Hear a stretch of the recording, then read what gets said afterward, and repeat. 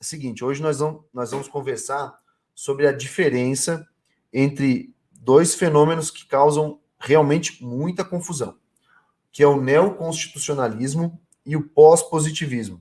Primeira coisa, quando a gente está tratando de pós-positivismo e neoconstitucionalismo, nós estamos aí navegando em um mar um pouco tormentoso. Tá?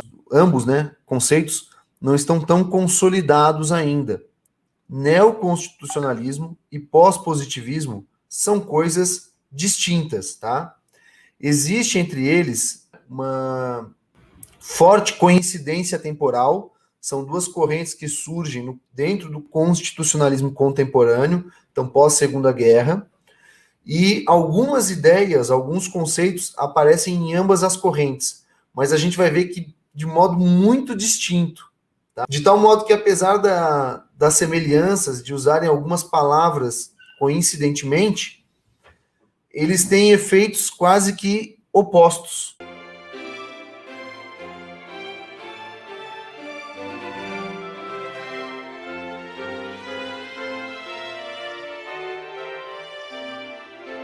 Para você entender o pós-positivismo, você tem que entender o positivismo.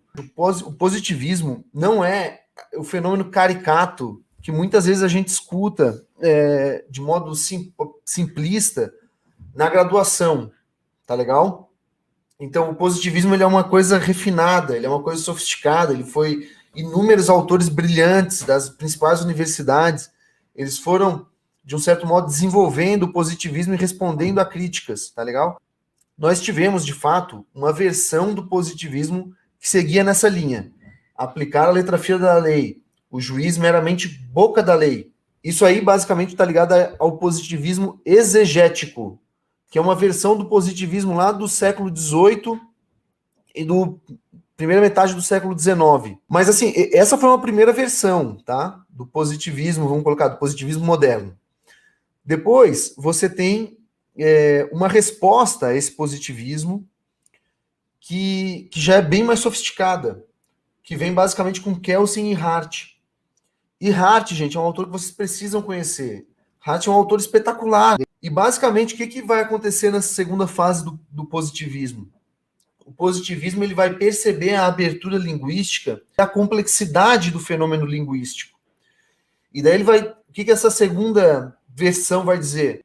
Você vai ter casos simples, casos fáceis, em que o juiz, e daí ele vai ter quase aquela mesma visão do positivismo exegético, o juiz aplica a letra da lei, mas ele vai reconhecer que, em razão da complexidade do fenômeno linguístico, você vai ter casos complexos. E o Hart e o Kelsen, o traço dessa nova versão do positivismo, basicamente é dizer, quando a linguagem jurídica não é suficiente para resolver a questão, o juiz ele vai poder atuar com discricionariedade.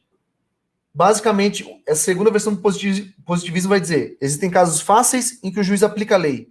E quando a lei não é suficiente, a linguagem jurídica não é suficiente, o juiz goza de discricionariedade. É isso que acontece nos hard cases. Então perceba que não tem nada a ver com aplicar a letra fina da lei, porque eles, pelo contrário, eles já têm essa visão da discricionariedade judicial, que é um fenômeno que vai ser ressuscitado e revigorado no neoconstitucionalismo.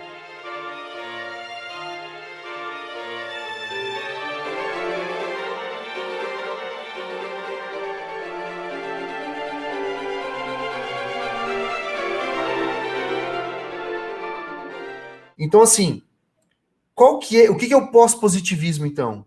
O pós-positivismo é uma tentativa, ele não é um não-positivismo, tá? Ele é um além-positivismo. Ele é uma tentativa de responder exatamente o que o juiz faz nos hard cases. Se o positivismo acabou mais ou menos respondendo, tem os easy cases e tem os hard cases em que o juiz age discricionariamente, o pós-positivismo vai tentar reduzir a discricionariedade judicial. Então, se há hard cases, a gente tem que ver como é que o juiz trabalha nesses hard cases para que ele não esteja simplesmente atuando de um modo puramente voluntário, porque o voluntarismo é o contrário, é o oposto do Estado de Direito.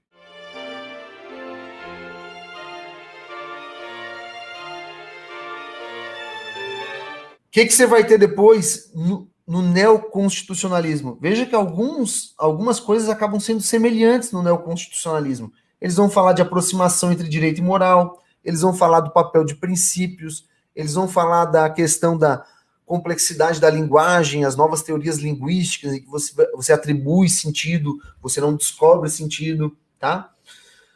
Só que o resultado é distinto, tá? Porque se o pós-positivismo vai fechar os hard cases, o que vai acontecer no neoconstitucionalismo?